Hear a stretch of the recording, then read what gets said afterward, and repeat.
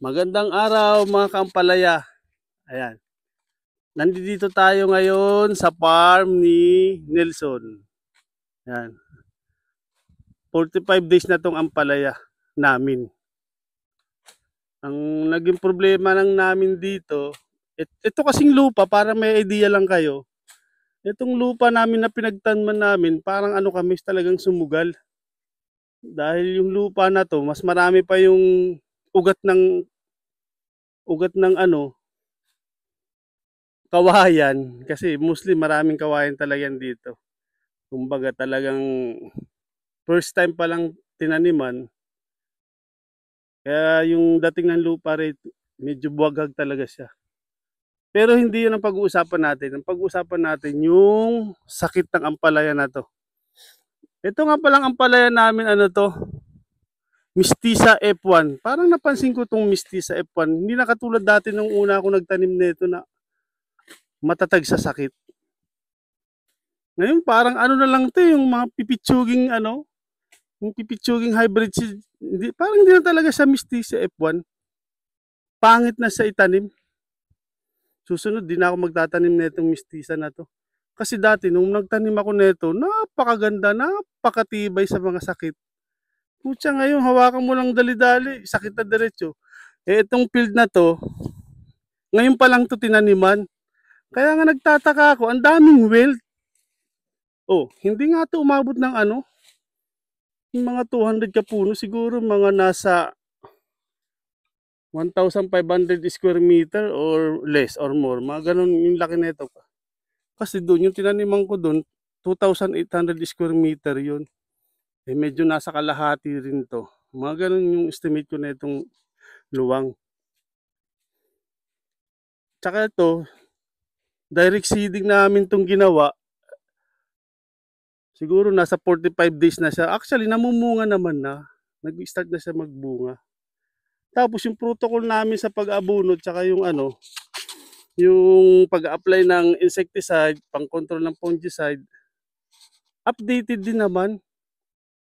Ayun lang, naging malaking problem lang namin dito, yung lupa at saka yung panahon. Supposed to be dapat, medyo maulan na ngayon dahil ano na, November, ganun. Kasi pag November time, rainy season yan sa amin, kaya lang wala talaga dito sa Eastern Visayas. Sige, pukusan natin to, yung mga, kung bakit nagkakasakit tong ampalaya namin. Ayan o, Mistisa F1 ng East West Seed Company. Parang hindi na talaga siya magandang itanim. Hindi ko nire-recommend na magtanim kayo ng Mistisa F1. Mas maganda siguro ano na lang, Galaxy or Galaxy Max. Kasi nagtanim na rin ako ng Galaxy. Okay naman siya. Ayan o. Ang pangit na, tapos ang lilit ng bunga nitong Mistisa F1 na to po siya. Hindi na talaga siyang hybrid. Parang ano na lang siya. Imitation na seeds. Talaga tong East-West na to. Lalabas to yung malalaking bunga na ito pag mga nasa 60 days na or 75 days. Kasi pagdating naman sa abono, putya, may chicken dang yan. Binasan namin yan ng chicken dang. Tapos 1620 ginamit namin ng abono diyan. Tapos mangkusib yung fungicide. Gagamit mangkusib. Ayun siya oh. Pasaway talaga itong mga ampalaya na to. Kung kailang namumunga, saka naman namamatay. Actually, kung titingnan nyo yung mga previous vlog ko, marami na rin akong brinag niyan katulad nito. Yan oh. Yung katawan niya. Ano, yung parang ano, right side blind. Nabubulok yung ano niya, yung stem niya. Yan, ngayon. Pero dito, sa bunch niya, medyo okay na naman. Pagdating dito, wala talaga pasaway. Oh. Tapos yung pinakatalbos niya po siya. Walang mahina talaga. Yung katabi niya naman, okay naman siya. Ayan oh, ito katabi niya to. Kawayan lang yung ano rito. Gapangan, pero ano lang siya. Hindi to, nylon. Ano, yun. Maganda naman yung ano niya, yung sinasabi nila 7-7 sa taas. Medyo makapal na sa 45 days. Huwag tayong lumayo, dito na lang. Ayan. Hawa-hawa kasi. Sana. Ang pangit talaga na itong Misty sa F1 na ito po siyang mahal pa. Yan pala yung pinakamalaking bunga. Kasi dati, pag 45 days, talagang harvest na ako niyan kahit mga ilang piraso lang, pwede na magulay. Pag dumating yung 40, 45 days, nakaka-harvest na ako niyan. Dito parang ano, putya na, wala talaga. 45 days na ngayon. Ayun. Kung papansin nyo, medyo wala, hindi kami nagpapabunga sa baba kasi hindi kami hindi nakapaglagay ng net. Yung purpose lang talaga nila sa taas. Maganda naman siya. Yung, sabi pa rito sa amin, malaom-laom agad. Pero yung iba, talagang dead ball. Pa-sprayan natin mamaya ng vitamin. Saka 6. Marami naman siyang bunga. Hindi naman ako nagsisisi. Ang pangit niya lang kasi.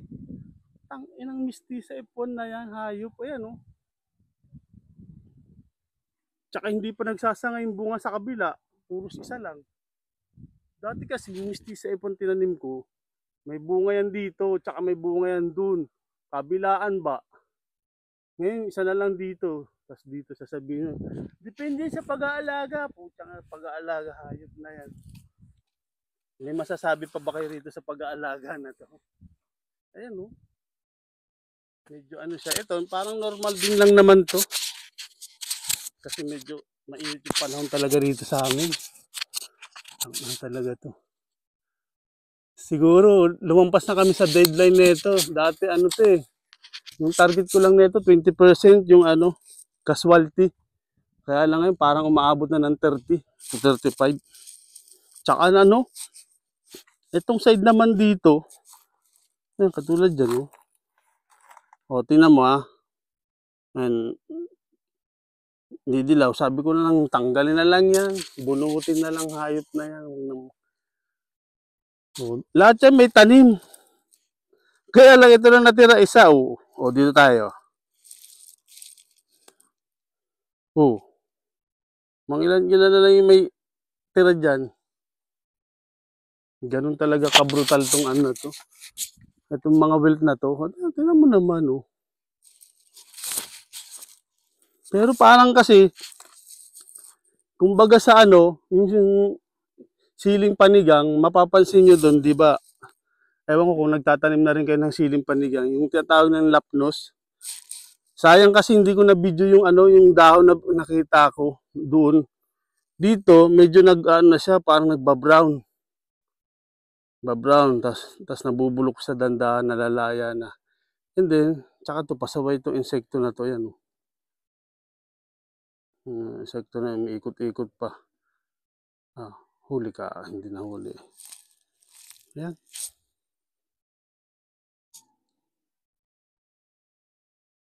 Tsaka ang na talaga ng mistisa ngayon, ang pangit na. Ang dali na magkasakit.